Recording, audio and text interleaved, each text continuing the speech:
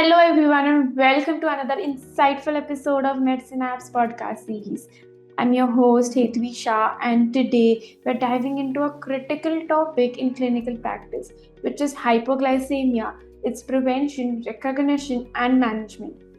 Hypoglycemia or low blood sugar is a common yet potentially serious condition that affects both diabetic and non diabetic patients. Understanding its causes, recognizing its signs, and managing it effectively are essential skills for healthcare professionals.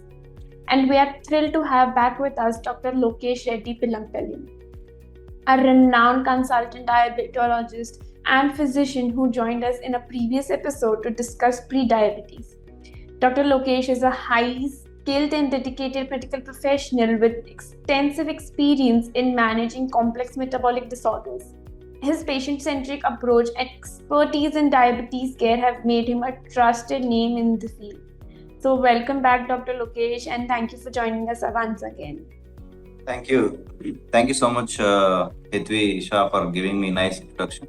So today we are going to discuss about hypoglycemia, how to recognize it early, so that we should avoid the dangerous complications of hypoglycemia, which can range starting from small symptoms to wide severe symptoms like even comatose patients also. We have seen some patients developing into encephalopathy stage that requires many days for recovery. Yes. So, Doctor, let's jump right into our discussion. Dr. Lokesh, hypoglycemia is a common yet serious issue in clinical practice. So, could you provide an overview of its common causes in both diabetic and non-diabetic patients? Yes, that's a very good question. See, if we come into causes of hypoglycemia, we can divide into diabetic patients and non-diabetic patients. In diabetic patients, more commonly it is always drug-induced. That means the medications that what we take, like sulfonylureas and insulin secretagogues, like sulfonylureas, insulin, these are the main drugs responsible for causing hypoglycemia. And in non-diabetic patients, there might be some pancreatic tumors like insulinomas or non-insulinoma pancreatogenous hypoglycemia or any necidioblastosis, NAPHs like that disease also can lead to hypoglycemia. And apart from this one, there are other endocrine causes like adrenal insufficiency also can lead to hypoglycemia, hypotension, and other symptoms, especially in rural areas, in peripheries. I am seeing a lot of patients, they will be taking steroids. The steroid medications are available for very cheap price. For 10 rupees, you will get about 100 tablets. And the problem with steroids is many of the rural practitioners, they will give steroids for immediate relief. So patients also will become addicted for that. So they will be taking that betamethasone. The betamethasone tablet is the main worrying factor for this adrenal insufficiency. In my practice, I have seen a lot of patients getting abused. I mean, they use this medicine incorrectly and they stop abruptly.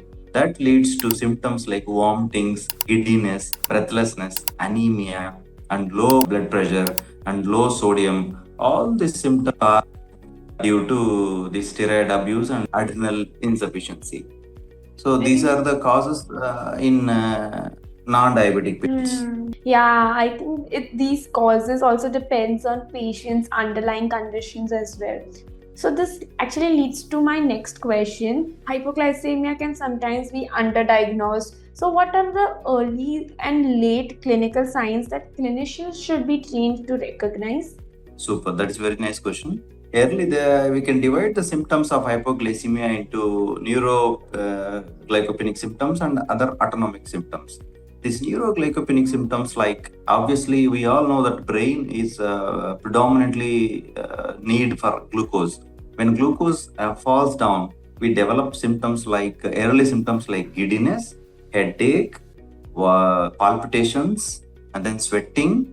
And sometimes if patients who are taking beta blockers, especially in diabetic and hypertensive patients, those who are on beta blockers, they are more prone, they will not develop these typical symptoms of hypoglycemia because of beta blockade. the autonomic symptoms will not be established. So that is called as they will not able to feel the symptoms. So that is one of the drawback for diabetic patients. We should be more careful. Apart from that, the late symptoms of hypoglycemia include, like if severe hypoglycemia, if blood glucose levels are less than 30, they develop more like seizures. I mean, fits swallow in common language, we can say seizures and altered sensorium, and they develop into encephalopathy stage also. That means they will become comatose, and sometimes patient can die if they are not recognized early. So the main challenge part here is that people think that we can manage hypoglycemia at home itself. The problem here is if patient is unconscious, we should not give anything orally. If you give oral anything, the more danger will be doing to the patient, because that will be getting directly aspirated into the lungs. So we should be more conscious. Yeah, until unless if you have any glucagon kit or glucagon injections with you, that's why we many of the patients, diabetic patients, we tell them to carry glucagon kits so that in emergency it can be used at home. So that if we are delayed in the diagnosis of hypoglycemia, if we are delayed in the identification of hypoglycemia, obviously it will lead into complications, especially in the susceptible patients like elderly geriatric patients, liver failure patients, and renal failure patients, and other malignancy patients with cachexia. They are more prone to develop severe complications of this hypoglycemia if not diagnosed or not detected early and not treated early.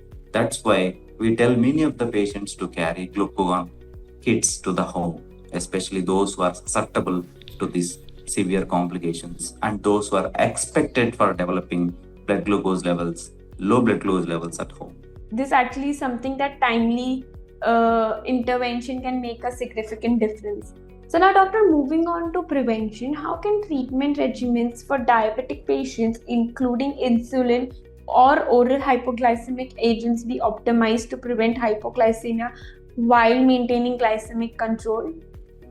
Yeah, this is a very good question. Thank you for asking this question. See, I'll be teaching many of my students, obviously my postgraduates and my interns, that in diabetes treatment is not that easy. Nowadays, every person in the streets are treating diabetes. Even the surgeons, all the super specialists are saying diabetes, but they think that it is very easy. See, the problem here is we have to choose the medications in an individualized pattern. That means the treatment should be tailored to the individual basis. We can't generalize the treatment. See, some patients, like I already said, if patient is having kidney failure, chronic kidney disease, if GFR is less than 30, obviously metformin is contraindicated. But nobody knows that. They will be still taking, and it will again aggravate the problem, like just adding ghee to the fire. So the existing burning kidney failure will aggravate because of adding metformin if creatinine is very high with the GFR of less than 30. So similarly, the medications like sulfonylureas, insulin secretagogues, and repaglinide, oglibos, and insulin, especially prandial insulins, these are more prone to get hypoglycemia.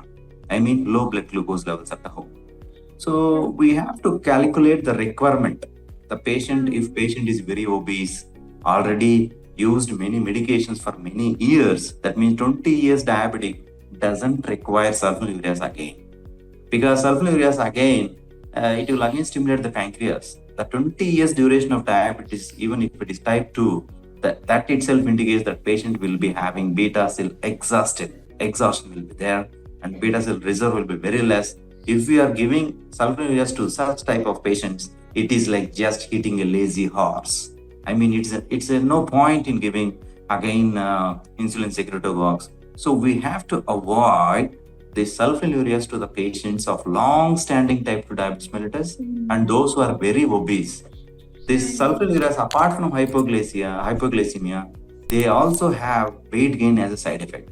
So that's why I always avoid them in the patients like long-standing type 2 diabetes mellitus and patients like with morbid obesities, okay, and patients like kidney failure, liver failure. Like this type of patients, I strictly avoid them in writing sulfonylureas to these patients because they produce more hypoglycemia. Apart from that, other side effects also. So again, other insulins also, prandial insulins also needs to be avoided in patients like liver failure and kidney failure. And we can, if you are giving also, we have to reduce the dosage. We have to tell them to check the blood glucose levels at home. And one more challenge is identifying the Someyagi phenomena and Down phenomena. Means this cannot be identified with conventional glucometer checking. We tell them to follow this continuous glucose monitoring systems. Then some patch will be there attached to the deltoid region. So that patch will give the average readings. I mean, daily hour to hour basis readings will be there. That will be more easy for identification of the Someyagi and Someyagi effect and Down phenomenon. These effects are due to our dynamic glycemic variability in our body. So this can be identified early and can be tackled very easily if we follow this continuous glucose monitoring system. So this prandial insulin has to be monitored. Now, obviously, this basal long-acting insulin will not produce any hypoglycemia. Yes, I think those points are rightly mentioned by you, and I think it also depends on person to person as well. So now, doctor, shifting gears slightly, could you discuss the use of glucagon kits and other interventions in outpatient or emergency care settings? So these glucagon kits are very useful in emergency situations, not only in hospital but at home also.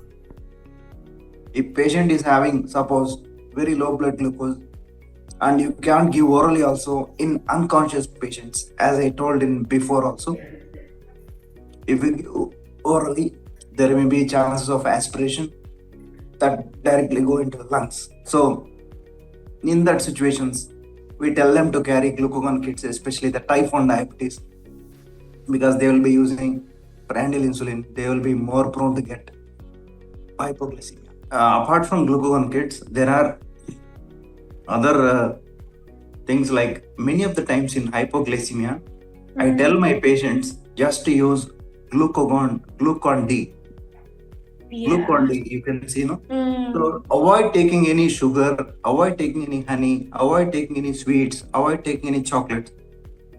Just to take glucagon D, because glucagon D is a simple glucose, absorbs rapidly when you keep in the mouth. Yes, I think it would be beneficial for hypoglycemic patients as well, as you mentioned. Now, doctor, let's talk about refractory or recurrent hypoglycemia. So, how should healthcare professionals handle such cases, and when should they consider referral to a specialist? Very nice question. See, in my day-to-day practice, I'll be seeing a lot of patients with recurrent hypoglycemia. I'll be getting calls from the emergency room saying that we have already given 25% dextrose, but sugars are still low. I tell them we have to think for the exact cause for the hypoglycemia. The causes for recurrent hypoglycemia is some like septicemia. Patient might be in sepsis, right? I mean, body infection throughout. Source can be urosepsis or pneumonia or any meningoencephalitis. Some septicemia will be there inside the body that might be producing recurrent hypoglycemia. Apart from that, if patients are using very high dosage of this glimepiride, that means sulfonylureas, that effect will last for 48 to 72 hours. So we have to see, sometimes we may ask to check blood levels of the sulfonylurea medications also.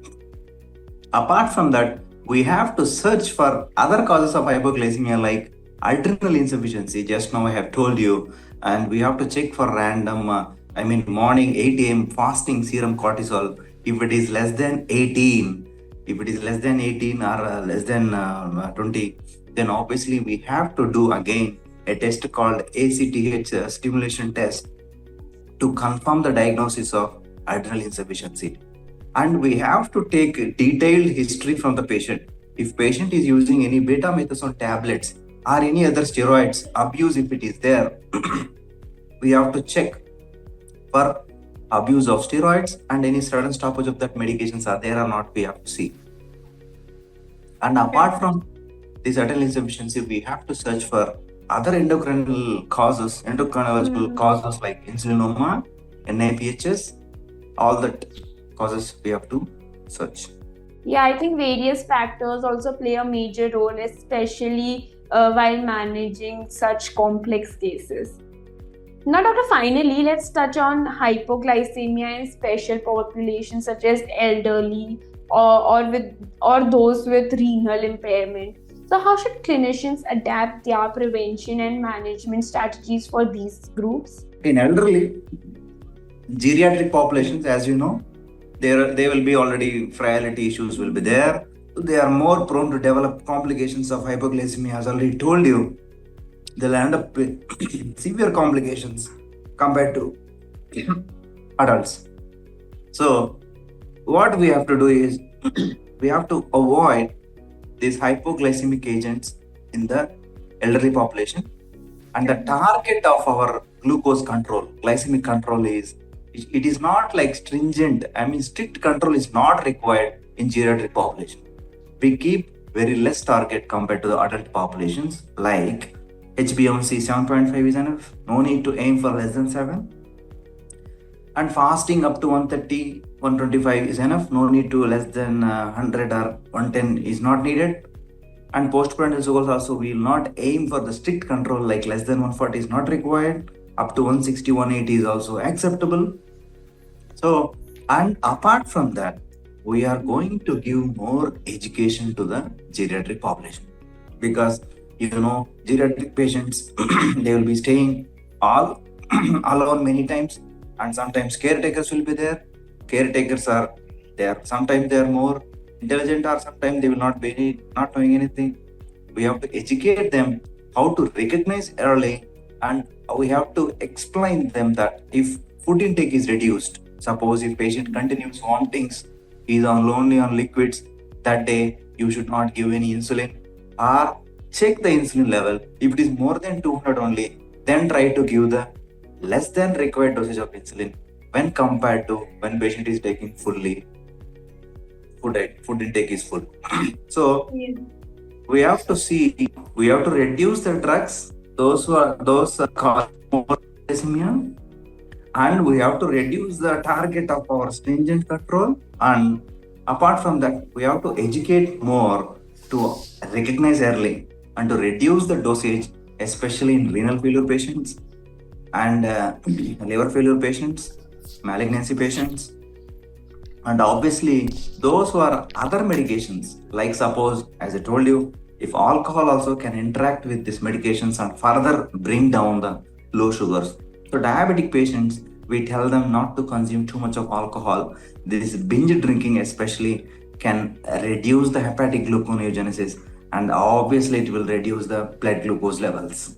So in renal failure patients, liver failure patients, malignancy patients, and reduced food intake in many situations, we tell them to reduce the requirement of giving medications. Yeah, that is right. So, Doctor, before we wrap up, I'd really like to thank you for sharing your knowledge and insights on this critical topic. So, thank you once again for joining us, and we look forward for your more contributions in the future. Thank you so much, Doctor. I want to thank you for giving me this opportunity to share my knowledge and my views. And I would like to encourage also for providing in future also any talks are there, so that it will be useful for the people and for me also. Yeah, we look forward to that as well. Thank you.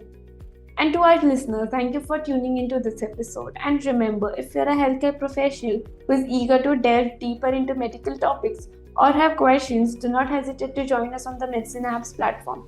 MedSynapse platform is not just a resource, it's a dynamic space where you can connect with your medical peers, participate in meaningful discussions, and contribute to the ongoing evolution of healthcare. So until we meet again, stay informed, stay healthy, and take care.